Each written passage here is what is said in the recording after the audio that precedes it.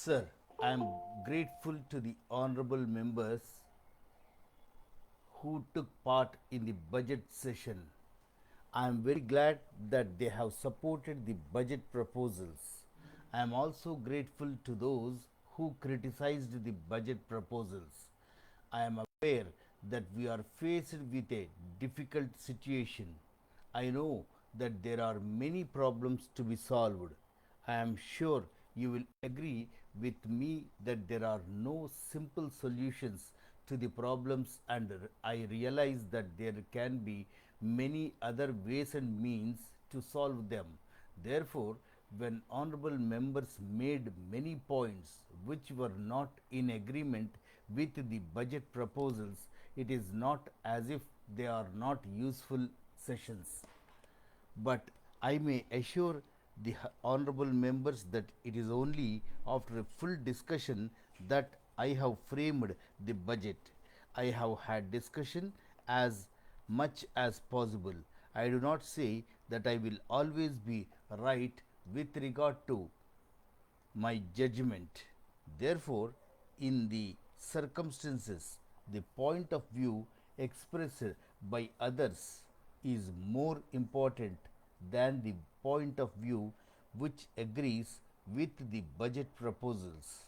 I would like to make it clear to the honorable members that I shall consider many of the points that have been made in the course of the budget discussion and do whatever is necessary. Having said that, I would like to say that there was agreement with regard to priorities which we have got to observe in solving the problem of inflation. Many honorable members have said that if the increase of prices goes on in the same manner as it has been going on during the last 2 years, it would be an end of our planning, and it would create many difficulties in the economy as a whole. In view of the same, the government attaches great importance to the problem of inflation. First of all, it should be tackled on the basis of financial discipline, and financial discipline has to be observed in three sectors, namely the central government, the state government, and the various institutions which are attached to these governments. The second is private consumption, where commercial credit is utilized. The third is the black money sector. Unless we tackle all these three sectors, we may not be able to achieve the desired results. As far as financial discipline in the government sector is concerned, the central government will have to set an example. In this regard, the previous minister was reviewing the situation from time to time with a view to finding out ways and means of reducing expenditure. Therefore, it will have to be a continuous exercise within the central government where all the ministers will have to cooperate. I am glad to say that there has been cooperation from all the ministers with regard to this matter. The state governments also have to observe this financial discipline. The honorable members will remember that for a long time the state governments had used the draft from Reserve Bank for their resources purposes. After some time, it looked as if there would be competition between the states with regard to overdrafts from the Reserve Bank, and this was leading to a very difficult situation. Therefore, I took up this question, and in consultation with the state governments, we came to the conclusion that these overdrafts should not be permitted, and that no state government should be allowed to run overdrafts for the purpose of increasing its resources. It was laid down that if the overdraft continued for more than 1 week, notice would be given and payment would be stopped.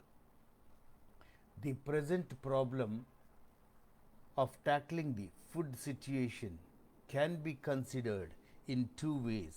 That is, we can consider the short term as well as the long term measures.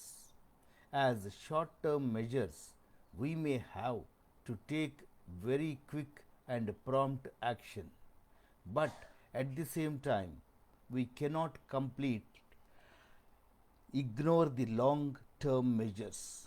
The real key to the problem is increased production, and unless we achieve that, we will always be faced with difficulties and our economy would be in jeopardy, leading to a crisis.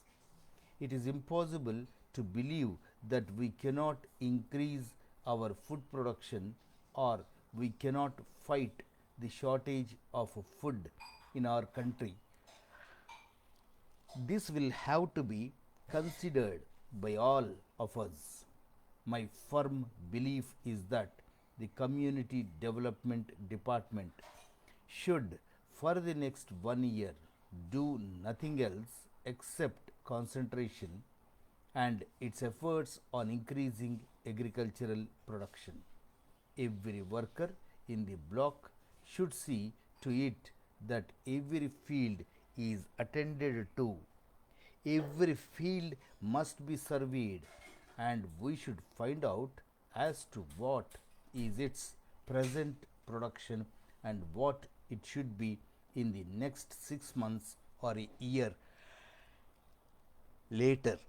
After 6 months, there should be a review as to what was the target and what has been the result actually. If the result is unsatisfactory, the officials must find out the reasons for the same. They should try to know whether there was a shortage of manures, whether proper seeds were not given, and whether water was not made available. So, we have to work more in the fields and less in our offices. The Honorable Prime Minister has made a suggestion that the Food and Agriculture Department should be taken over by the chief ministers themselves, because the whole economy is based on adequate food production and total elimination of imports. First and foremost, efforts to increase agricultural production on a steady and long term basis deserves the highest priority.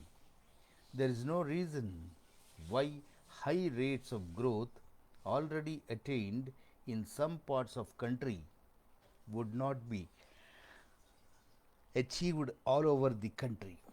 The farmer has to be provided with the necessary impetus.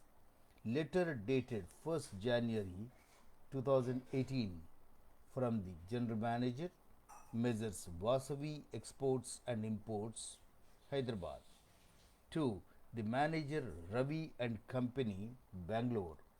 Dear Sir, in reply to your letter of the 25th ultimo, we wish to inform you the latest developments as under.